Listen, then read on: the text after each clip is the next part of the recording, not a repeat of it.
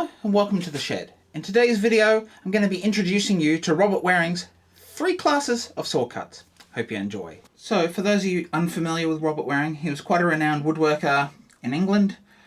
He was an educator and also a prolific writer of books, of which I've got a bunch here on essential tools for hand tools and jigs and all that sort of thing. And in his book The Essential Woodworker, which he released in 1988, he introduced us to a class of saw cut system. So let's jump down here and we'll get started on the 3rd class cut. So this is going to be the roughest of cuts, so that's where we're going to start. When it comes to the roughest of cuts, we're using pencil lines.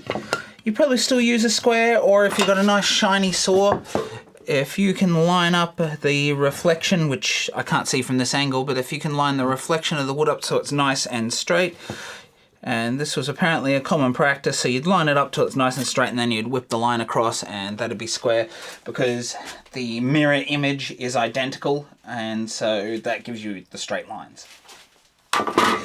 Generally this sort of cut is done with the panel saws, not necessarily at the workbench, at a sawhorse, and what we're going to be doing here is just a quick cross cut to that line, but we could also use this with a rip saw and be doing our rough ripping. So this is just getting our very rough dimensions of the timber we're going to be using for whatever we're building. We have no reference lines here on either side, we've just got a top line. So this sort of cut is often done with the roughest of saws, but we'll just come straight in.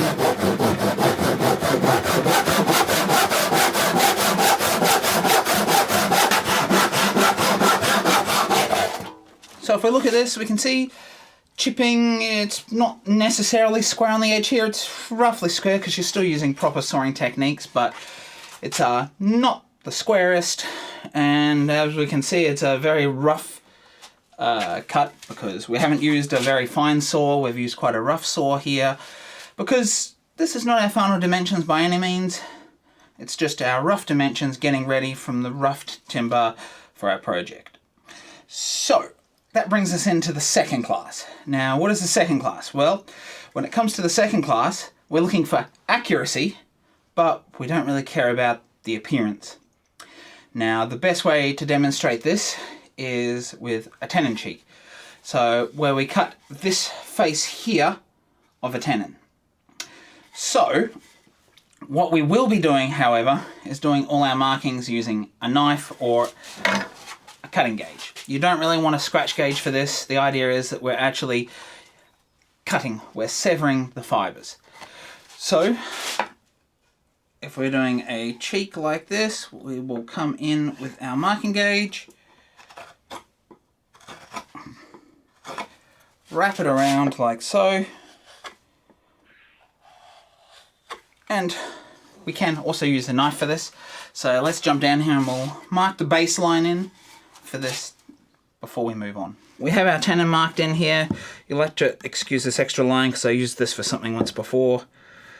So we've got that marked out, but we can see that our layout is not done with the pencil, it's done with a knife because a knife means more accuracy. So in that vein, we can also come in and we'll try and mark this the same as on the opposite side here. So we'll knife in our baseline here.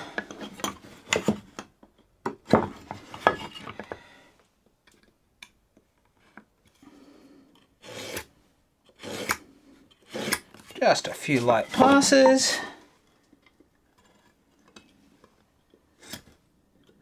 So you can see now that I've got it all laid out. This is our waist cheek here, which is going to be the same as what we got here. Now, we're going to be doing our 2nd class cut on the cheek itself. So not the shoulder, we'll leave that for the 1st class. So let's jump over to the vise and I'll show you how we go about keeping our accuracy, but not worrying too much about the appearance for this. Now, for the 2nd class, you want to be using a back saw because we're doing joinery. So, joinery equals back saw, rough cutting, 3rd class, panel saw. Anything with more accuracy, we want the accuracy of a back saw because that back is going to give us a better reference. So we've got our line here. You will see that it's partially angled, and that's for good reason because you want to be able to see both these lines. It's important. Now, Robert Waring says you come in with a chisel, so we'll put this into the knife line, because on this point it is hard to saw directly on a square point. So we deepen just with hand pressure, and then we'll come in from this side, and we've taken out a little chunk of timber. If you can see that there, we've got this little notch taken out. So what this little flat notch does for us is it gives us a little reference directly on our knife line, but it also gives us a flat. So we're no longer sitting on a point which is harder to start on, we're sitting on a flat spot, which means we can reference our saw and we can start it very easily, as you just saw there. Now, what we do here is, in this case, is we run the top line first on this angle.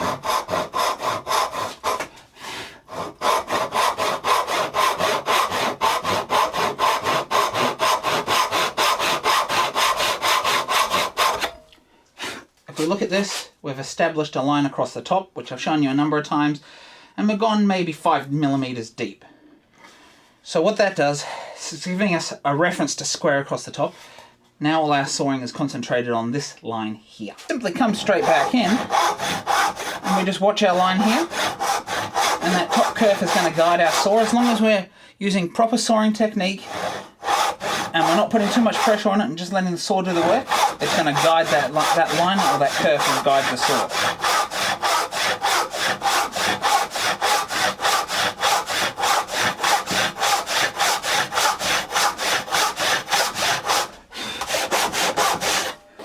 As I've shown you with the half lap video that we did recently, we've now chopped this corner to corner, so we have to turn around and do through from this corner to this corner. And this is going to be a lot easier, and it's going to follow that same curve. We already had a curve to start on, so you can see I started that really easily.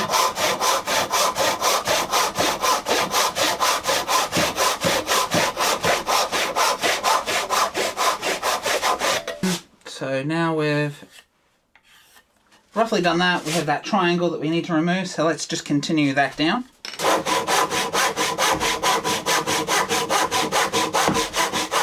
So we've now gone to depth, so now we've got to cut the shoulder, and that is where we introduce the first class saw cut. Why is this the first class saw cut? Why is the shoulder the first class saw cut? Well, we want both accuracy and we want it to be visibly appeasing. And so what we're doing here, and there's less chance for error if you have a nice wide chisel for this, is we've just deepened that knife line. Now we want to come in, lift our chisel maybe 20-30 degrees, and don't use your knife for this, and don't use your mallet for this, sorry.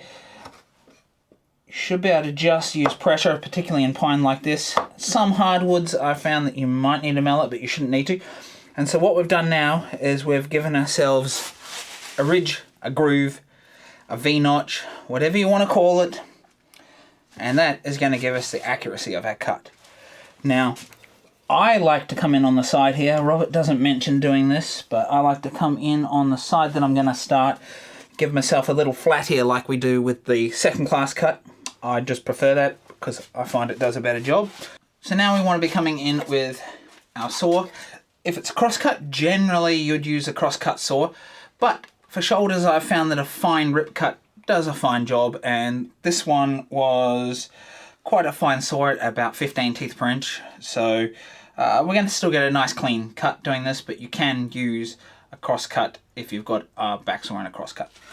So we obviously want to start on the far side here. We want to nibble that along. Once we've established that little nibble, you can actually rest your saw down flat like so.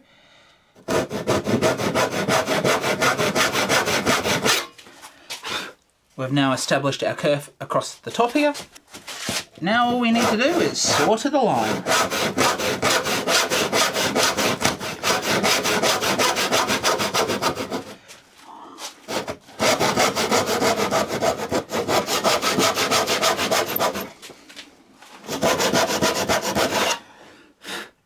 Now, assuming we've gone far enough, it should just come off like so. We have a nice clean shoulder here. It's going to be a good clear shoulder. There's no chipping, it's crisp, It's clean, it's exactly what we want. But we can see now, back at that second class cut we did, how we have a rough side here. It's accurate, but it's going to be shoved inside a mortise, so we don't need it to look good, we just need it to be accurate. And so with a little bit of cleanup on the shoulder here, sometimes when you saw, depending on the timbers, sometimes you miss a few fibers, and so we can see here on the shoulder we would just clean that up. But as part of the saw classes, we're now complete. So there you have it, folks. That's Robert Waring's 3 classes of saw cuts. Now personally for me, a lot of these cuts have been done and I never referred to them as first, second and third class cuts, but I believe as a beginner, having sort of a title or a box to put them in, and for me, I know it gives me the mental cues. If I know what I'm doing, okay, I've got a show face, I do the same process over and over, and so it helps you to learn the processes to follow, and you can follow them every time because they're the same processes every time depending on the type of joint you're cutting. So if you've got that show face, we're using a knife, we're deepening it, we're giving ourselves a groove, we're giving little chance for our back saw to wander from our joinery, and we're going to get accurate, very clean, visual looking joints that are great. And secondly, you know, second class, when we get in there, we obviously know exactly what we're doing there as well. We don't need to care about the appearance because it's on something like a tenon where it's going to be hidden, but we do still need it accurate, so we're obviously still using knives and giving ourselves some sort of a reference for our sawing and using the back saw, because our accuracy, in all honesty, comes from our back saw and our sawing technique. And then of course there's the third class cut, and you know, that's a pretty simple one that's been used since the beginning of time, whether it's bucking your sawwood or cutting your rough timber to length for doing some furniture. So if you like this video, please do like and subscribe down below. While you're down there, do sound off in the comments.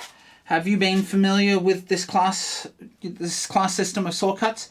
Because until about a year ago, I hadn't even heard of Robert Waring, which, you know, I'm glad that I've now heard about him now, and I forget where I actually heard about him, and I've gone out and seeked some of his second-hand books that were at a very good price, and learning some of his knowledge, which is just great. So, if you'd like to see another great video such as this, do check out the video up here that was released just last week on how to do a mitered half lap, and until next time, bye for now.